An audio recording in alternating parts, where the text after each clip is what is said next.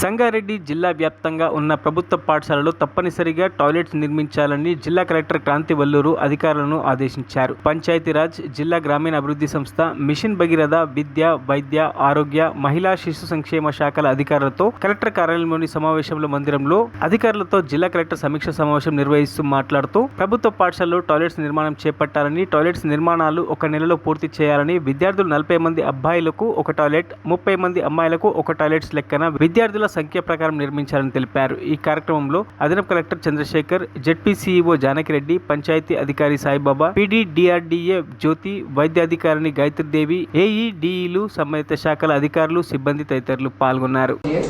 Like school toilets, compound walls, kitchen sheds, CC roads, and Anganwadi centers, drinking water supply, electricity and all that. So first we will start one by one. మన జిల్లాలో ఏవైతే schools ఉన్నాయో government schools వాటి toilets construction చేయడానికి మనకు ఉంది. So అది తీసుకొని we need to complete the construction of school toilets. మనం జనరలీ శాంక్షన్ తీసుకుంటున్నాం కానీ అది కంప్లీట్ చేయించలేకపోతున్నాం. But school toilets are very important infrastructure requirement for school. School attendance పెంచాలన్నా, ఎస్పెషల్లీ గర్ల్స్ అటెండెన్స్ పెంచాలన్నా కూడా స్కూల్లో టాయిలెట్స్ ఆర్ ఇంపార్టెంట్. సో అవి ఎట్లా తిరిగి మనం కంప్లీట్ చేయించాలి.